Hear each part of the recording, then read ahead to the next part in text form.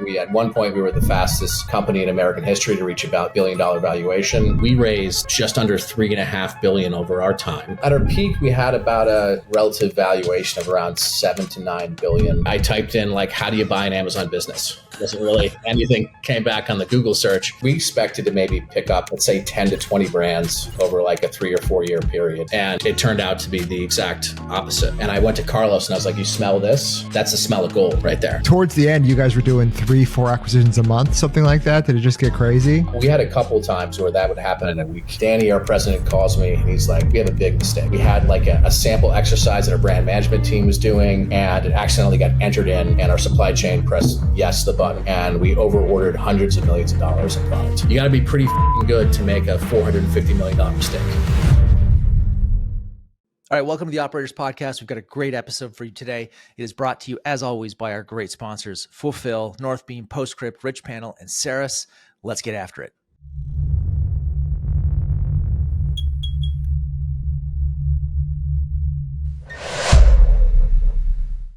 Fulfill ad alert, everybody. Fulfill X Claude just dropped. There is now a chat function in Fulfill where you can get GPT answers to all of your top questions. Do you want to know Q4 forecast? Do you want to know your balance sheet? Do you want to know where customers are shopping across the US? Ask questions in native language and get answers right back to you in Fulfill. Jason's using it right now. Jason, how are you using it? Well, our team is just always dying to get information quicker.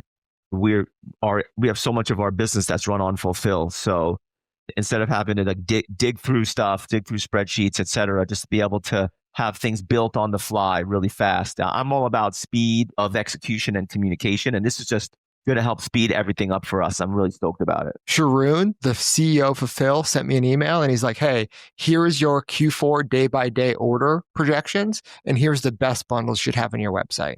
I didn't have to do any work. That's pulled straight from Claude in 2 questions. And now anyone using Fulfill can look like a genius and get answers immediately. So this is the future. This is where everything's going. You need to have all of your information in one place. Then you can put AI on top of it. We're using Fulfill for that. Fulfill's using Claude or Grok or ChatGPT. They can plug in any AI tool you want. You can get all of your Fulfill information with simple native language prompting that you're used to, like a ChatGPT or anything else. We can ask in 1 sentence, build a heat map of where our customers are in the US by state based on revenue. Show me where customers who brought product A and returned product B and what the LTV pattern there. You could break down fulfillment costs by carrier, by region, by product for all orders or just orders that are over $150. Any sort of segmentation you want is available with this because all of your data is in Fulfill, and you can access it with Claude with native language. It is what is happening in the future. We are at the point where AI tools are plugging into your data via an ERP like Fulfill. We're getting a lot of value out of this. Jason's getting a lot of value out of this. Check it out today. Go to fulfill.io/operators. Thank you, Fulfill, for supporting this awesome podcast. John, welcome to the Operators Podcast, man. Happy to have you here. Who are you? Maybe an intro for the squad who doesn't know. Yeah, no problem at all. It's a pleasure to be here. I haven't done one of these in a while, but we'll see how it goes. So my name's John Hefter. I was one of the founders of Thrasio, which was the first and eventually largest Amazon aggregator on the planet. At one point, we were the fastest company in American history to reach about $1 billion valuation. Went from 4 of us to about 1,600 employees at the top. It was a crazy whirlwind that all happened within about almost like a 2.5 year period. So went from there. I took an exit, a sort of force out leave, as is pretty common in the equity space. And the company's taken a pretty serious downturn since my exit. There's a lot of reasons for that we can dive into. More than that, I'm an entrepreneur, kind of messed around with doing different businesses after sort of a failed career as a TV producer many years ago. I always think of myself as 150 years ago. I could totally see myself standing on a soapbox in Atlantic City Boardwalk selling stuff, So I love the idea of finding a cool product, figuring out why it works, and getting it in the right hands. And that's something that's always just fascinated me for the psychology of transactional business. All right, dude, you got hustler blood. And here on the Operators Podcast, you're announcing it for the first time. Unicorns on Fire, the Thrasio tell-all story and book. It's coming out soon, but we're going to give you a little preview today. So first, for people who don't know, who missed it, what was Thrasio? Yeah, so Thrasio started in one of our co-founders' basement in his wine cellar, Carlos Cashman, and me. He had taken an exit from a Facebook ad agency. We were kind of figuring out like what should we do next. I used to work with him as a consultant. He was my neighbor. We got along really great. And we had all these e-commerce guys who were doing ads on Facebook, and they were all just like, hey, man, I'm kind of crushing it on Amazon right now. I don't know why, but it sort of came out of nowhere. So we started we were kicking around all kinds of silly ideas. We were going to do a high-end apothecary business that was like retail.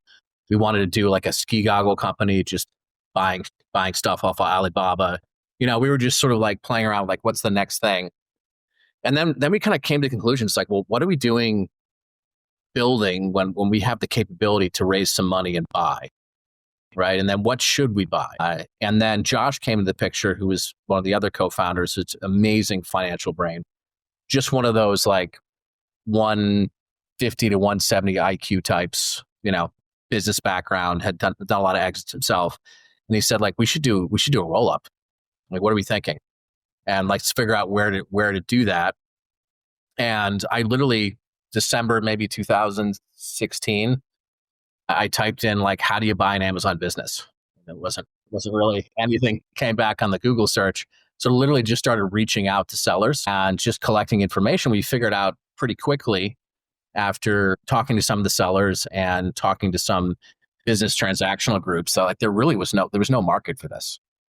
And there was no like real money buying these things. It was all like retired accountants and things of that nature. So like, why don't we dive into this? And we never really we expected to maybe pick up, let's say 10 to 20 brands over like a 3 or 4 year period, build a really nice, healthy portfolio. And Carlos and I used to really joke, it's like, we're gonna have this type of business where we can like, take walks in the woods like 3 days a week and talk about business, just a nice, calm lifestyle business. And it turned out to be the exact opposite. We really started in an industry that had no money in it. And we raised just under $3.5 billion over our time. And the entire space raised closer to, I believe, around 10. And it happened like in a flash. It was such a surreal experience to sort of be like, just watch it happen in front of you, Yeah, so let's go back to that basement. So it's like 4 buddies hanging out. You Google how to buy FBA businesses, and people are like, what are you talking about? Nobody's doing this. Your goal is 10 or 20 brands. Did you buy the first 10 and then you realize that like, oh, this is a hockey stick? Or what was the unlock that made you want to go bigger and bigger and bigger? So our first thesis was a total failure because we didn't understand how the Amazon algorithms worked. We're like, let's buy a business that did really well and then just kind of fell off a cliff, and then we'll buy it and we'll find a way to fix it. Not realizing at the time, Amazon's algorithm was basically like, they kind of put you in like a dead zone once you fail for long enough. Like you'll never get back up to where it was. So our first one was a milk frother business. And this lady had done really well. She had a couple like PR stunts that worked out for her. And she was doing about $1 million a year. And then it was down to like 300,000 a year or something like that. And that's when we bought it. So that one failed. And then we bought a couple other ones that I'd say were like middling successes, but not enough to go and like do a real fundraising story. Beyond that, though, this one came over my desk, and it was a pet deodorizer company. And what I did is I just looked at the reviews, and they were 100% organic. There was no fake reviews pumped in there. Worst listing I've ever seen. It was just like a picture of the product. It looked like it belonged in like a really vape store. Just had this horrible label. The reviews that were like, this product saved my marriage. Like, I love this stuff. Like I am a preacher for this brand without them even knowing it. And I was like, all right, well, I just went on Amazon, clicked on it. Bottle showed up. I opened it, smelled like a fresh bag of oranges. And I went to Carlos and I was like, you smell this? That's the smell of gold right there. Actually, Carlos and Josh didn't want the brand. So I was like, guys, you can kick me out of the company if this thing doesn't work. So it was probably doing about, I'm going to say, if I was to guess, $2.5 million a year in sales. immediately met with the manufacturer, screwed around to stabilize the formula a little bit more, changed the bottle from this like brown amber color to a bright orange, did a beautiful brand redo with our great creative person, Mallory, at the time. I came up with the slogan like smells like heaven, works like. Did a hard, really push on Facebook. I did a commercial with Snoop Dogg and a couple other things. And I was like really all in on this. And my idea was like, if we can push a bunch of outside traffic and create a world around this, like our rankings will just shoot through the roof. The day we changed over to the orange bottle, sales doubled first day. And then it just started going like full hockey stick. Then I did a pre-mix. Sorry, it became in a concentrate. And I was like, I'm lazy. I don't want to deal with like mixing anything. So then we made like a 24 ounce, like ready to use spray. That instantly doubled the business right away because we were taking up more of the page. And before you know, we went from this $2 million a year brand to something, I want to say by year 2 or 3, we were plus 35, 40 million with that brand. And that became the story for the entire industry. At that point, we were saying like, hey, we have these other brands here. We're able to buy them for a multiple of like 2x, stabilize them, maybe make some minor improvements. But every once in a while, we hit one of these and you get like a 10x return. And that really was the kindling that started the big fire. So John, what year did you buy the deodorizing brand? I want to say it was roughly March or so of 2018, I believe. Okay. And, just to take us back to that moment in time, what was the multiple on a $2.5 million business? Like how much out of pocket did you have to pay? 2 upfront, that was high at the time. Like we were really looking at, we had earnouts and we had all kinds of creative structures. But when the industry first started, there was no competition, right? And then what happens is these sellers get to a place. This guy who developed Angry Orange bought the formula from his brother-in-law, who's a chemist, started filling bottles in his garage. He had no ability to run, nor did he want to run a $3 million business. He was just looking for a side hustle to give him an extra 10 grand a month. So those are the people that we're buying from. They're like, this is too much now. I don't know what to do. I don't want to build a team around this. So really in the early days, our average multiple, that was also part of the story, right? Was like roughly 2 upfront. Capital was cheap. It became this really neat, organized kind of story. Yeah. So you could buy something for a 2x multiple. You could put in blood, sweat, and tears. 1 in 10 of them would 10x, but 5 out of 10 of them would 5x revenue, right? Or 3x revenue, something like that. You could add structure to these businesses and have them scale. You're doing this in 2018. This is pre-COVID. There's no competition in this space. How many acquisitions do you end up doing before March 2020? I want to say we were close to 50 at that point. I mean, look, 50 is a lot, but it's not crazy, right? You're talking about 3 years into the business, 50 acquisitions. It's like, look, that's pretty aggressive, but if they're all small, it's not that unheard of. You could probably support it. I mean, that's 1.4 a month though. Over 3 years. And the biggest private equity groups do a deal a month. So you're outbatting them, but with way less due diligence, way smaller businesses. There's no lawyers in these negotiations, right? When you're buying something for 500 grand, it's a lot of it's going to be, I assume, handshakes. But John, you were in the room. What was happening? It really depends. I mean, we had, one of the issues is like, we had Josh, one of the greatest financial minds I've ever met. By far, one of the best fundraisers I've ever met. You could just walk in a room and like, he was always kind of disheveled and like his eyebrows were all over the place. And he had his old suitcase with like 4 Diet Cokes hang out of it. But within an instant, he was brilliant, right? And just people just absorbed that and bought into that part of the story. So he was kind of creating these like complicated deal structures. And I'd be in the room, before we had the full M&A team. And I was like, Josh, Hank from Tuscaloosa, Alabama does not understand this. I was like, he's going to understand, like, here's the money you're getting and this is what's happening. We need to reformulate the structure to make this very digestible for these types of less sophisticated sellers. So a lot of it was just like educating people that A, you can sell businesses. B, this is sort of how it works. And C, this is how we're going to do it. And what we kind of promised and what we delivered on in the early days was like, we're not going to go crazy with diligence. So much of it's already in Amazon. We're not going to give much credit for stuff that's outside of Amazon because we're an Amazon aggregator. But you go with us, we're going to push so hard that in 30 days, you'll have money in your bank account. And that's really what set it off. And when we did our first show, what Amazon-centric show, I was like, oh my God, this thing's in like 4 days. We didn't have a booth. So like I went to a booth guy here in Boston. I was like, you have 4 days. I just want a black booth with a Amazon yellow sign that says "We buy Amazon businesses." That's our whole pitch, and that was it. We did a show in Las Vegas, and I think we got 9 deals from that show alone because no one else was doing it. Everyone else was doing Amazon support businesses. In the last 90 days, my brands, Pila and Lomi, have doubled our support capacity without adding a single new hire.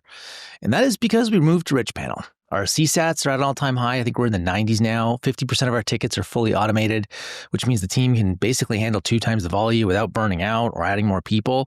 And with their Trustpilot integration, both brands went from a 2-star to a 4-star plus, actually, I think 4.5 in like 90 days. And the migration was probably the easiest part. I was surprised. Richpanel handled everything: data migration, automation setup, training. We were live in just 14 days. That's insane. And they guarantee you'll cut at least 30% of your tickets in the first 60 days, or you get your money back. Not bad. So if you want to be ready for Black Friday without scrambling to add extra agents, because, I'm recording this and Black Friday's around the corner, you should just head to richpanel.com/demo. Tell them Matt from Operators or Sean or anybody. We all use this thing. That's why we're promoting it. Tell them that we sent you, and they will take very good care of you. That's it. Let's get back to the show. What was the investor appetite? You clearly raised a ton of money. What was the narrative that they really bought into? What was the end game, I guess? So there's an arbitrage thing. It couldn't have just been a private equity roll up at those dollar. Yeah, I mean, I think there was a real belief that we could gobble up all of these assets for half of what the multiples would be for like businesses in standard e-com or retail or other places. We could build a platform underneath it because it's all running off Amazon where everything syncs up. And then we could optimize and grow certain amount of these brands to create something in the aggregate that's so much more valuable than just the original assets themselves. Right. So that really, really was the story. Is like, we're going to buy $200 million worth of revenue for, worth of EBITDA for $400 million. And then and then we're going to grow that to $800 million.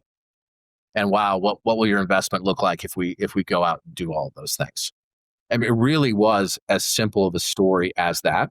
But I guess who's the terminal buyer in that case? Is that an IPO? Was that the story? It's we're going to go public as that was something we definitely were pushing towards at the right time. And to become a eventual e-commerce giant that becomes such a behemoth that we end up actually then using our online leverage to then go into retail, which we did with brands like Angry Orange. So that was the idea, is that we were going to become this giant retail company with an e-commerce background. And we were going to have such a advantage in size that buying assets for us would be much easier than anyone starting out. Yeah, look, and it makes a ton of sense, right? It's often said that Jeff Bezos has made more millionaires than anybody else because there's 100,000 Amazon sellers and we're all millionaires, right? But he's made no billionaires, right? Because it's been so decentralized. It's very, very hard to be, a big player on that pond, and you guys were making a shot, right? So March 2020, I would say everything was basically working up until then. You guys raised some capital, you guys bought 50 brands, you had some successes. Is that when things became insane, or what actually happened to actually get us to the Thrasio we all know today? So things were insane almost right away. I had from my ex-father-in-law, I had leased a small office that cost me $800 a month in our small town, but well-to-do town, Dover, Mass. We grew out of that and went one town over and had an office that could fit 60 people. We weren't even done with the build out when we were done with that. From that point, we needed finance people, supply chain, new product development, tech people. And we opened up satellite offices in New York for finance, Houston for operations, Salt Lake City for new products, PPC and advertising and marketing, and sort of back end Amazon stuff went to Romania and Serbia. And all these offices were opened up, half of them by me, within about 18 months. So it was already crazy where we have our like weekly calls where we're just like, oh, we hired this person. There'd be like 7 new people every week. And that started kind of happening after about a year. So when COVID rolled around, we already had our new big fancy office in Boston. We already had our satellite offices everywhere. We already had a pretty massive hiring plan for what we want to do in the future. And our pipeline was filled with hundreds of millions of dollars of potential businesses to acquire. So we were really in a position to be aggressive. I was one of those people, like maybe a little bit too much in retrospect, but I sent the first email about COVID right around New Year's to our executive team saying, like, I think something real is coming. And I know you guys are going to sound like I'm crazy, but there's something that's going to be extremely disruptive for us. Like, this is going to be a big deal. And it kind of got like brushed off till everything exploded. And then we just didn't know. We had raised all the money. So we had a choice, right? Which is just like slow down and wait, or see it as a potential advantage and just speed up and keep going. We made the mistake too. I'm not gonna put, like, Josh did so much amazing things for our business, but I think he wanted to get our name out there at some point, perhaps to enhance our fundraising efforts. And right around that COVID time, remember in 2018, we went to like a Prosper like show, and we were the only aggregator or buyer of Amazon businesses there. By the time, events started opening up post-COVID, there'd be 35 people doing what we were doing. Competition went really fast. And then supply and demand, there's just not enough quality assets to purchase. And multiples started to crawl up from, 2x to people were paying 7 for like Chinese vaporware garbage, right? It really started to create this environment. But we were already on this train. We had capital we had to deploy. We had goals we felt that we needed to met. There really was no choice for us but to keep going and try to keep our advantage as the big bad bullies on the block. Right. So like you guys were pot committed, right? You had a strategy and you're going to push it forward. So I do want to talk about what went wrong, but quickly, at its peak, what was revenue? How many acquisitions did you guys do? Like how big did the beast get before it blew up? Yeah. So at our peak, we had about a relative valuation of around 7 to 9 billion. We were doing well over $1 billion in revenue with just under 200 brands acquired. Like I said, roughly around 1,600 people working for us. Yeah, man. 200 acquisitions in, 4 years or something? It's like... Yeah, less than 4 years, yeah. Yeah. So like, I mean, towards the end, you guys were doing 3-4 acquisitions a month, something like that. Did it just get crazy? We had a couple times where that would happen in a week. Man. Okay. So, I mean, a billion in Amazon sales, that puts you guys in the top, 10 Amazon sellers. It's you, Anchor, Apple. Is there anybody else, right? Like that was kind of the top across all of these brands, billions raised. What do you think went wrong on that journey? I mean, there's so many things. Some were like acute. Some are really model based. Some are much more subtle. Like we knew that, let's put it this way, that like, if we made a grayish mistake, that the Wall Street Journal would be coming after us. So we had to play what we would say is a mostly clean game. And maybe I'll leave some of those other details of what it wasn't in the book, but like we really had no choice but to be white hat operators. And what we realized is how many businesses that we purchased. Remember, these sellers are from all over the world, places like Romania and South Africa. And let's just say some places where business ethics don't hold the standard that our relatively low standard in America reaches, right? So we'd acquire these businesses, and some of them were just built on, fake reviews, propping things up. They were doing attacks themselves on other brands that then were depressing their sales. And then what would happen is we would just inherit this mess, right? And obviously, like, they want to keep their money, so they're pretty cagey about what actually happened and didn't happen. We started seeing that. We started seeing a lot of Chinese sellers enter our lead territories.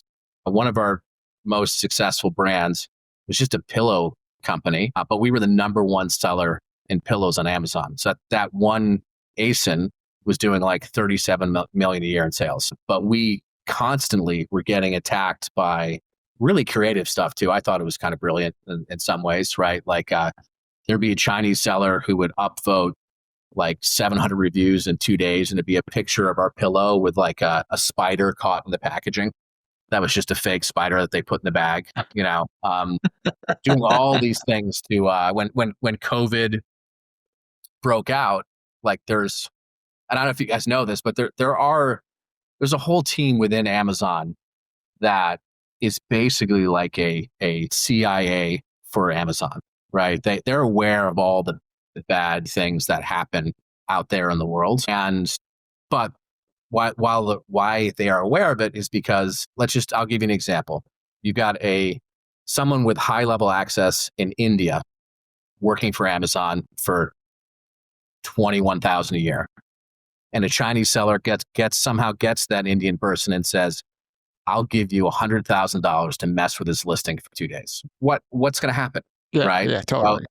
So we had like when COVID broke out, we had one product that was selling well in Europe, and we got a safety violation filed 1 hour before one of the Amazon key European offices closed down, shut that listing down for 50 days. So there's that side of the business. It's sort of like Wild West kind of, thing that was happening in the third party marketplace, which was really significant in 2018. That kind of like worked itself out a little bit. Amazon got much better at dealing with all that. There was that piece of the business. All right. Operators, real talk. If your dashboards are a week old, they're not insights, they're history. You probably heard me talk about cleaning up our data. Well, we finally have it dialed, and it's because of Saras Pulse.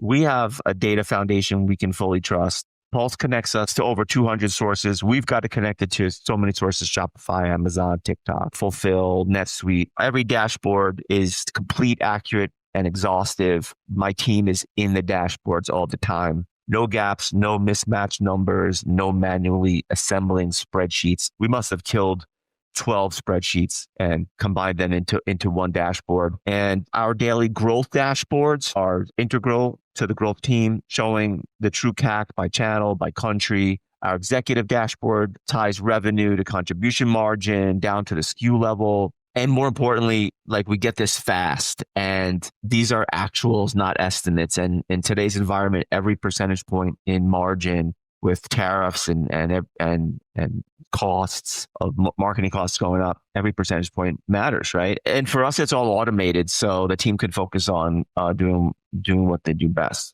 which is growing the business. And so we're also testing something brand new with Saras IQ. It's an AI chat layer that lets us just ask which SKUs drove margin in Amazon, for example, Canada last week, and what promo impacted repeat purchase rate. And it gives the answers quickly, backed by clean data, unified data. And so here's the part you want to hear. A few operators, podcast listeners, can get early access to the beta. Saras will even co-design an IQ proof of concept tied to the top 3 KPIs that you want to move. It's not a canned demo. It's your data, your metrics, your insights. This is huge. Just to see it alive. It's extremely limited. Only a handful of brands will get in as a launch offer. If you want dashboards that you can trust and instantly answer your toughest questions, talk to Saras Analytics. And yes, this is just for our podcast listeners. Saras has just been a great advocate for the pod, great ally of the pod. And there are going to be a lot of AI tools coming out from Microsoft, Shopify, et cetera, but they can only be good as good as your underlying data infrastructure. That's the thing. Like, having your data infrastructure set up properly is everything. That's why we started with Saras, and then they keep building more on top of it. But no matter what, in the AI world, you need to have a data infrastructure that works. And I don't think there's any better place to do it than Saras. So you can also take an assessment and understand your business's AI readiness with Saras at sarasanalytics.com. So get AI ready the right way, get your data in the right place. Go check out Saras Analytics. The other piece is just like, from an accounting nexus, from an organizational standpoint, it's really hard to be adding new brands every week, to find a qualified brand manager who can organize everything, to make sure supply chain's tied up, to make sure our accounting's put together and we can get numbers out to our investors and do our taxes properly, it becomes an exceptionally complex problem. The other thing for me, it's just like products have a life cycle, right? So, we're buying things a lot of times that are on their way up, but maybe they're about to hit their curve. And without ingenuity, which Amazon is built on people sort of, taking something that works, making it a little bit better and doing one thing at a time. Well, we had to do, 80 things at a time to keep up. And we had to build that team up from scratch. It's actually the leaders of that team are working on my new business now, and stand that all up in like 120 days from nobody. Right. Yeah. So that's like, making improvements. So I'll give you one final example of a fun one. So we bought this number one seller in fruit fly catchers. So it's like, it's just like a fan with a UV light and like a sticky pad. Thing actually worked great. But the cousin of the owner of the factory decided he wanted to start selling it. So our factory starts shipping us just broken units, delayed shipments to try to get the cousin up here. And what are we going to do? Go over to China and fight them in the courts there?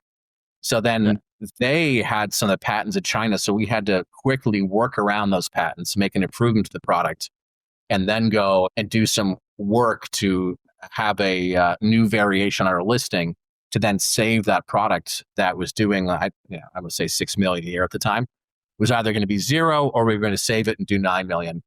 And those are the type of games that became sort of what I would say just like regular everyday business for us. Yeah. Quick aside, Mike Beckham's one of the co-hosts of this podcast. His brother was the creator of the Beckham Hotel collection. We know the pillow. Yeah, we are very familiar with the pillow, and I think it's still a crown jewel inside the portfolio. So let's talk about like those attacks that happen on Amazon still happen today, right? It's almost a meme at this point. Flagging something as a pesticide, it's like immediately goes down. It gets reviewed. Like you could take a listing down for 2 weeks if you just like reclassify it in the back end of Amazon as a pesticide, and that's an attack that happens all the time. It just happened to our friend. Do you think Amazon has gotten better?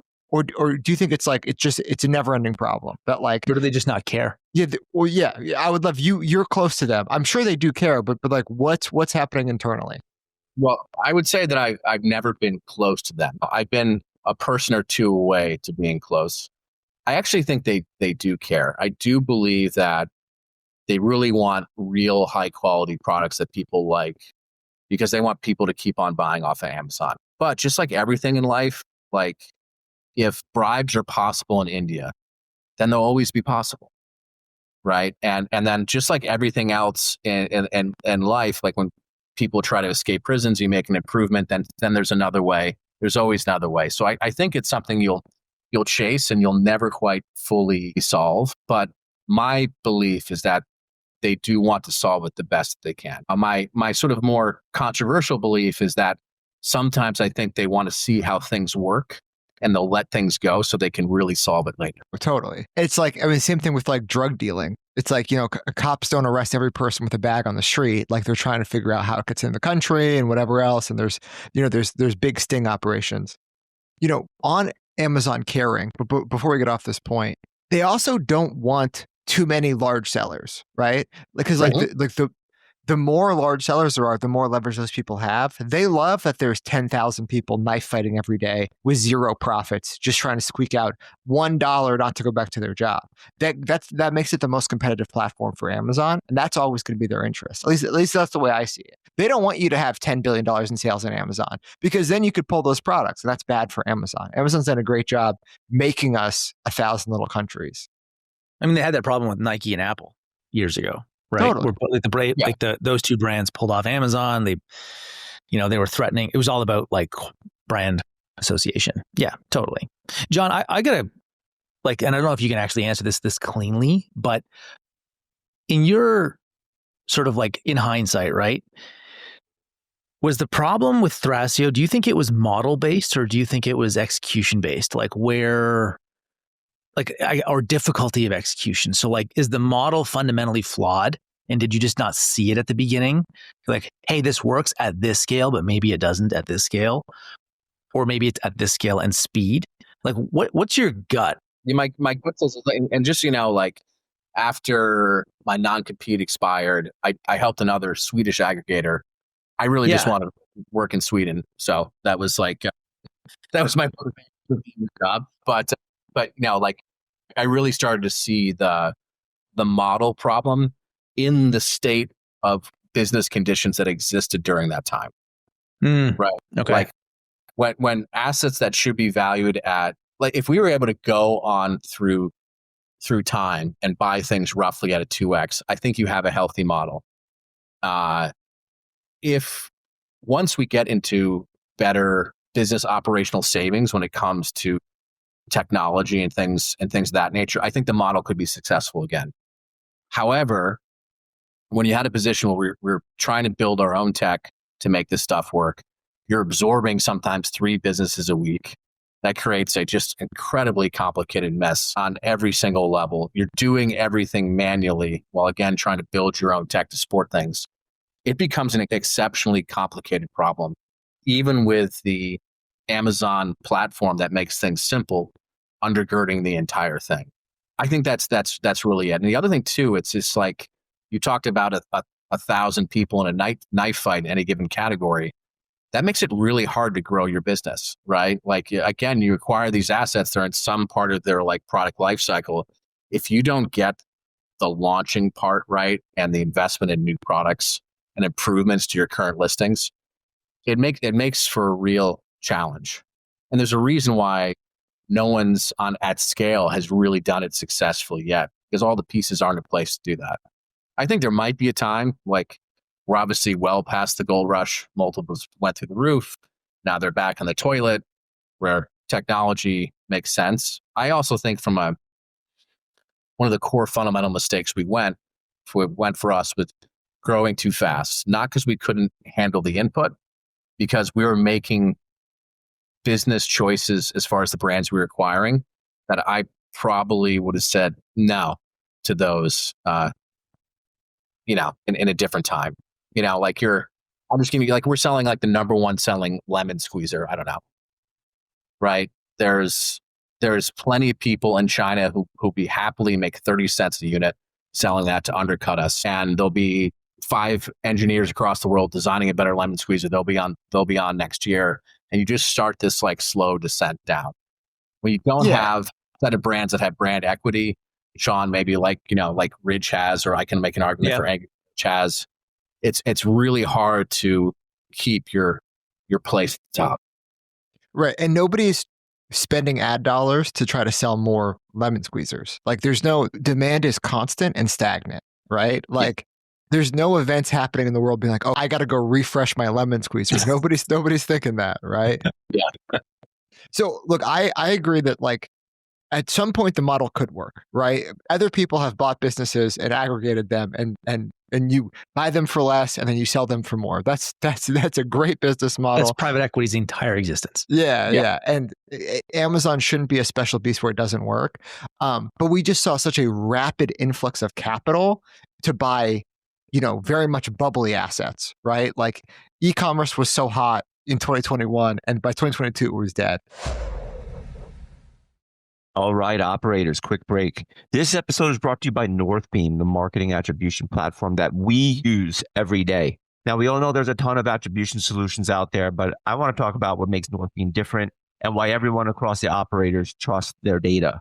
The Northbeam difference, it just doesn't give just last click credit. It spreads credit across the entire customer journey. So top of funnel campaigns finally get the recognition they deserve. This is huge, especially for me, trying to grow our brand. Top of funnel is just really important, but knowing how much to spend there and giving it credit is just huge for us. So there's a ton of attribution models and accounting modes giving you maximum flexibility to track across huge look back windows or conversion lags for all you operators with long consideration periods. That's another big one for us. Years ago, if people would have looked at our Facebook ad account and told us to stop running ads, like without having the right look back and attribution windows, you're just not making good decisions. Northbeam tracks both clicks and views, and you hear a lot about that now, view through being really important. So you can finally prove TikTok, YouTube, Snapchat campaigns are driving revenue. So check out their clicks and deterministic views model, which is one of their newer models, which we found really, really useful. This model separates new and returning customer acquisition clearly, so you know which ads are driving incremental growth. Northbeam Apex is crazy. This is an integration with ad platforms like Meta and AppLovin that allows those ad algorithms to actually drive your ad delivery based on first-party performance data. Nobody else has this. The immediate efficiency returns at the push of the button here are pretty amazing. And then, it never inflates revenue, just the real number that actually line up with Shopify. So it's a true source of truth.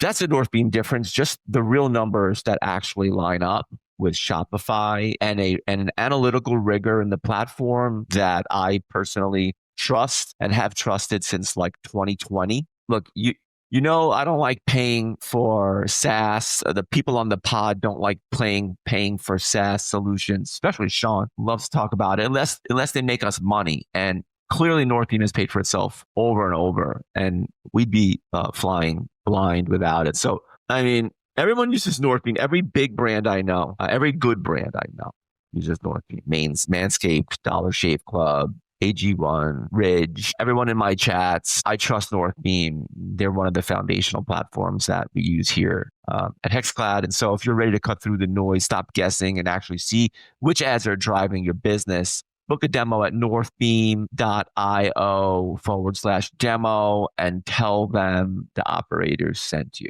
Join the club. I think we talked about why it could work. I would love to hear about the day it went wrong. When did you guys know it was oh, this is not working? Was there a moment in time? Tell us about that Tuesday. Yeah, no, I know the exact moment in time. So anyway, again, we're hiring a bunch of people. They're great. I'm doing Sean, where you met me. I'm in Dubai giving speeches, and I'm bouncing around. And kind of the other guys didn't want to be the industry outward face for the business. And I got a lot of really large business development deals from doing events like that, right? So I was like, I'll just stay on the road. I'm having a blast. Brandon and I, I'm working with now, my new project, we were in charge of the PR / events people. So I had come back, I think I had maybe come back from either Europe or maybe it was even Dubai. And our team together said hey, we're throwing this big party in Cabo. It's a big business development thing. It's going to be like Thrasio's mark that we throw the best events. And I was like, okay, well, what's happening at this event? It's we're going to do, there's going to be a yacht going through the thing in Cabo there. We're going to do Baja truck racing. There's going to be fireworks. We have ice sculptures. And I was like, okay. I just started to get a little, little nervous there. And I was like, who's going? And they showed me the list. It was 40 people. And I was like, but 35 of these people have already done business with us. There's no new business here. And the other 5 people are my friends, frankly, who would tell me if they wanted to sell their stuff to me. And then I was like, all right, well, how much does this cost? And she said, it's $480,000 for the party. And I said, well, maybe we should change this a little bit. It's just too late. Deposits are already paid. So I was like, well, that's a $500,000 lesson on a party that won't bring us any new business at all. But I guess, life goes on. So a few weeks later, I had to travel somewhere else again. I go to Cabo. Those 5 people who were my friends were kind of a little bit of a wild child, they were the wild ones. So I actually threw a private party for them to get everything out of their system before they had to interact with people I actually work with them. That was my strategy, So I did that. The strategy actually worked amazingly, which I was shocked at. And then we had these mansions on the top of the cliff overlooking the point in Cabo. And Brandon didn't travel as much as me. He calls me first. I miss his call. Danny, our president, calls me. And he's like, we have a big mistake. And I was like, okay. And he said, well, we had a problem with the inputs for our inventory management. We had a sample exercise that our brand management team was doing, and it accidentally got entered in, and our supply chain pressed yes the button. We made all these orders, and we over-ordered hundreds of millions of dollars in product. And then and then he's like, I think we might be.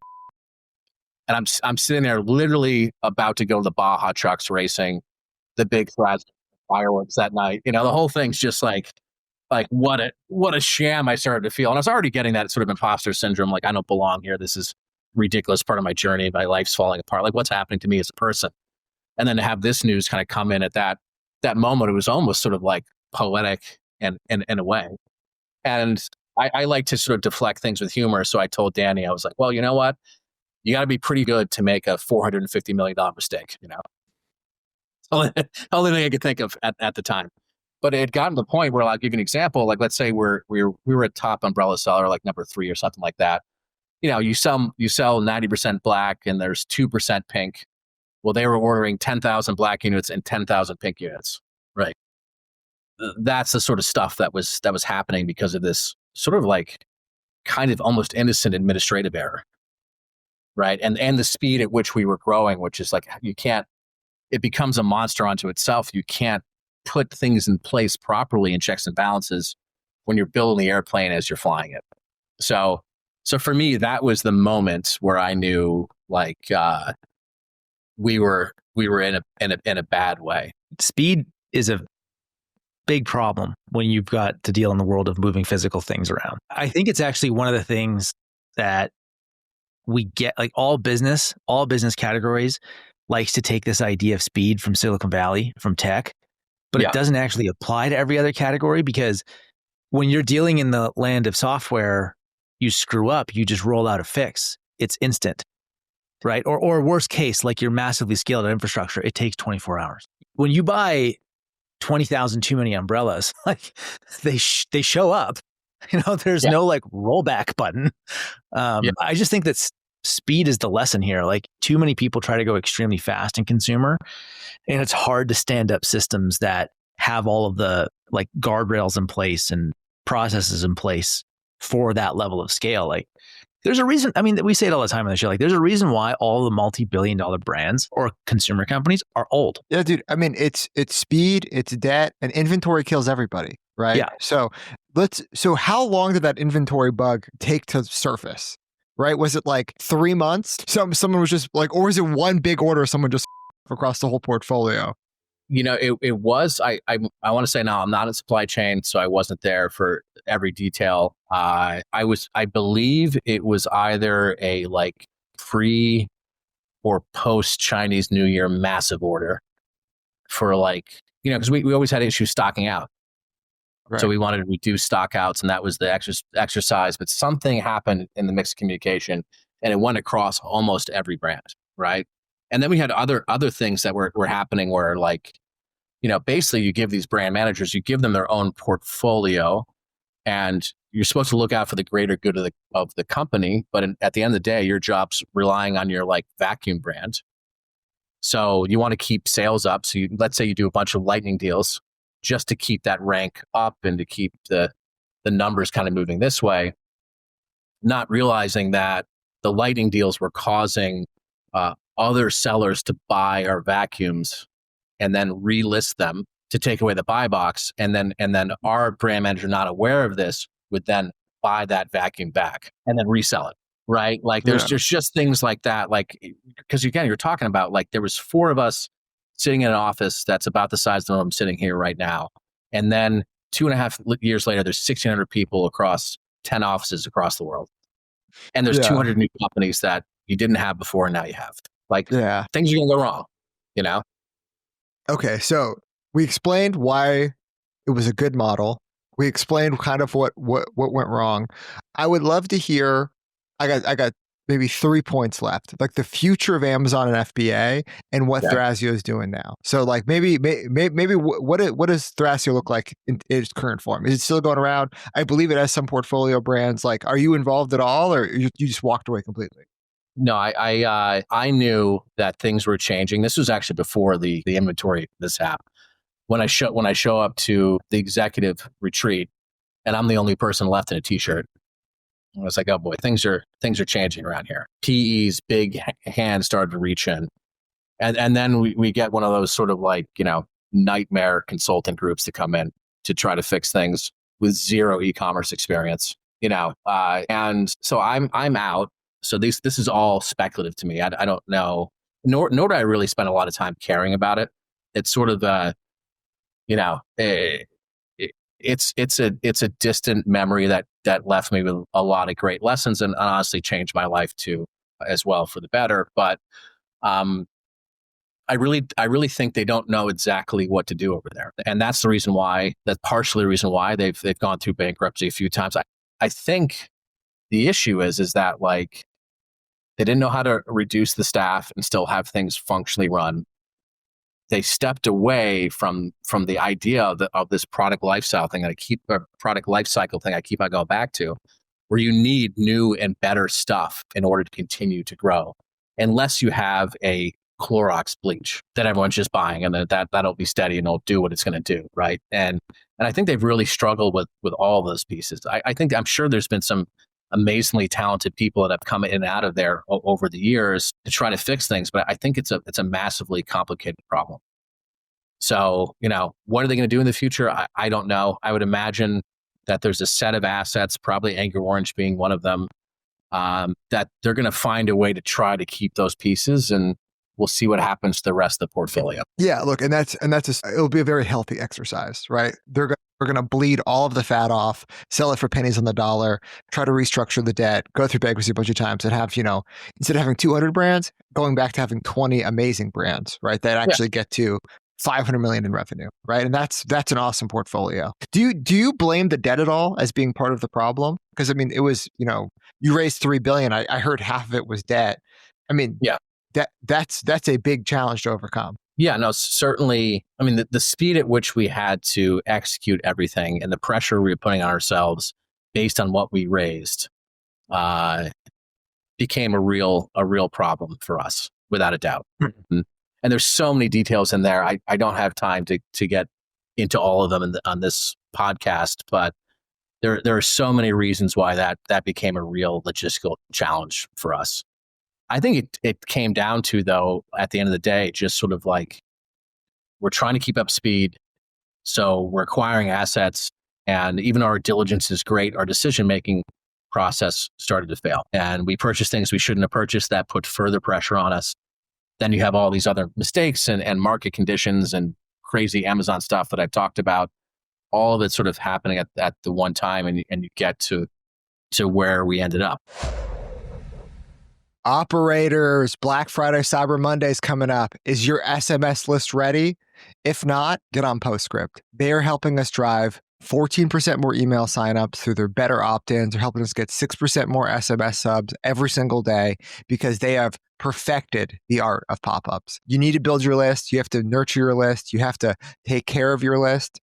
Postscript is the best at that. They're the number one name in SMS. It's their number one revenue driver. We are excited and ready to take advantage of all of the lists we've built all year, okay? Postscript has the best opt-in of all time. It is single sign-in, password autofill right on your phone, and we're going to get probably another 100,000 people to sign up between now and the end of the year. We're going to use those people. We're going to use SMS to nurture them through the funnel. It's an amazing tool. I love it. Make sure you're ready for Black Friday, Cyber Monday. Postscript is here to help guide you through everything that you need when it comes to SMS. More opt-ins, more list building. Make sure you don't look like an amateur this BFCM. Use Postscript. Tell them Sean sent you. Tell them the operator sent you. Postscript will audit your SMS program for free and show you how to scale fast before Black Friday, Cyber Monday hits. When we talk about list growth, that's what you have to use before, during, and after Black Friday. You want serious gains. You want Postscript. Thank you for supporting the podcast. Thank you for being here. And you're back in the world of brand building, right? You have a new product which we're going to talk about. But do you believe in the future of like FBA, right? Like the future of Amazon as a platform? Or do you think like if you're working on a brand right now, is it not part of your strategy? You know Amazon better than anybody else on earth. Are you leaning in or are you leaning out? So for this particular product, we don't feel that Amazon's going to be a core level for us. Will we eventually be on there? Probably. Do I think there's a future in FBA? Absolutely. Yeah. I mean, the last time I checked, this was a couple years ago. Yeah, depending on who you ask, there's 330 to 350 million people-ish, something like that in America. there was 118 million Prime subscribers. 1 in 3 Americans have a full Amazon. It's, when you think about that. It's more if you take out the kids. Yes, right? So you just look at what a part of this zeitgeist of culture that we had with this particular function. There'll always be spots there. Now, will it be a lot like, I don't know if you remember this, but like you're running ads on Facebook back in 2012, man, your CACs are great and everything's like, and then things just start to squeeze. So do I think it's getting tougher? Yes. Do I still think there'll be a world in which you can make money on FBA? Also, yes. Right. So I don't think nothing's going to be like the glamorous open road of early Amazon. You're like, hey, there's no duct tape on Amazon. I guess I'll start selling it. And you go to 5 million a year. Like those days obviously are way long gone. But is there an opportunity to be successful on there? Absolutely. We know one place too where I found out that I've helped out some agencies too, just doing some consultant, is there's a lot of retailers who should be good at Amazon that are not, right? Like that's the thing that's really, really surprises me, is that they're missing this lever because they're just used to selling into GNC or wherever their main partner is. And they don't realize they can move millions of units on there. So I think that's the best opportunity, that as far as, quick, easy business. But if you're not one of those, like you better have something that's an improvement upon something else, something that's coming at a different angle, something that maybe has a future for brand equity going forward. So, I wouldn't go on Amazon and try to compete selling mealworms to chickens, right? But I would go into a space where maybe I had a formula that made a cleaning product better, or a deodorizer better, or a laundry product, or even food. I still think there's room in places like that where you can do really well. So if you have advice for, most listeners of this show are doing 7 to 9 figures a year in revenue, they probably have some Amazon exposure. You've done 200 deals, you've probably seen 2,000 businesses, you've deployed billions in capital across all of these. What's like the top tier advice? Biggest mistakes, things to avoid. One line to save these people millions of dollars. What would you tell them? Is their goal to eventually have an exit? Because I have a very clear piece of advice there. Well, dude, let's hear it. If you're trying to sell, what's the piece of advice? For me, it's like the thing that sellers would always get confused in their mind is their belief in what their asset is.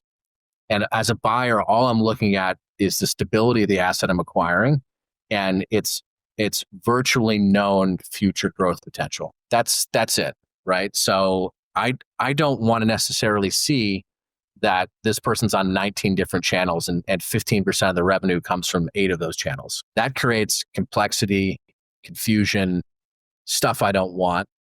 I want to see a clear path of steady growth, and I need to know what the moats are.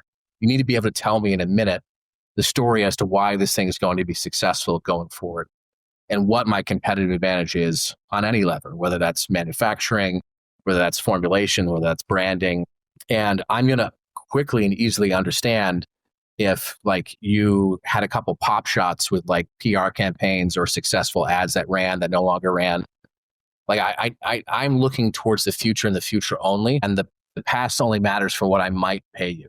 So having the most simple story that's easy to understand and leaving something on the table for the next buyer to go out and grow. That's something that's always really important too, right? It's like, I have the ability to start this channel or to launch this next product. I haven't done it yet, but I could, and that could be valuable to you.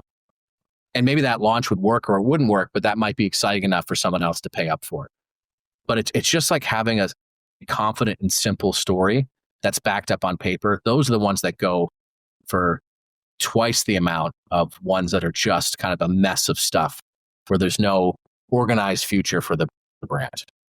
If that makes any cohesive sense to you guys. Yeah. You want steady, you want simplicity, and you want some meat on the bone. You want something for the next guy coming to the table. All right. Before we get to the plug section, Matt, any final questions? No, dude. I mean, it's a fascinating story. I appreciate you just sharing everything. It's great. Dude, okay. So I would love to buy the book, pre-order the book, register the book. Hopefully you get like a Gumroad page for pre-orders done.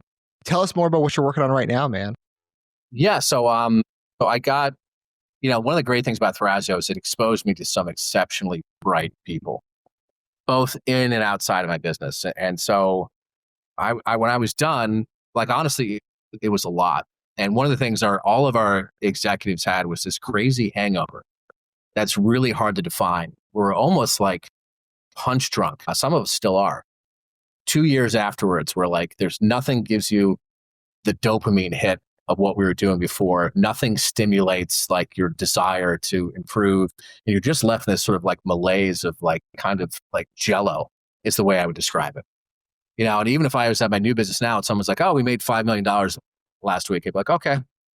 It's weird. It's a really hard thing to define, that nothing changes your levels anymore because you were in this sort of explosive place. It exploded so big that now it's almost like a post-traumatic stress disorder. But one thing I want to do is like, all right, well, if that's not going to give me stimulation, then what is? And working with the people I love, who I know are smarter than me, is going to do the trick for me. So I gathered some of the smartest people in product development. They were out of the Utah office. I flew out there for about 10 days over a 2-week period. And we just sat like I did in the Thrasio days and said, like, what could we do? What do we want to do? And then what we figured out was like that we wanted to do something with hardware, and we wanted to do something in the Christian space. So what we've developed as a product is, in essence, a very relatively complex hardware device that feeds into an application that then has all of these agents that do all these amazing things to help bring people closer to Christianity and also enhance their experience if they are someone who's really close to faith. And we think we're going to revolutionize an entire space by adding a level of intimacy, by adding an ease of use. Things that were really manual before will now become automatic. And we really think also potentially curing loneliness for elderly people. So we've started this company. We're almost done with the app. The hardware is designed. We closed our first round of funding. Really exciting. We got an NFL Hall of Famer to be the first person in our next round.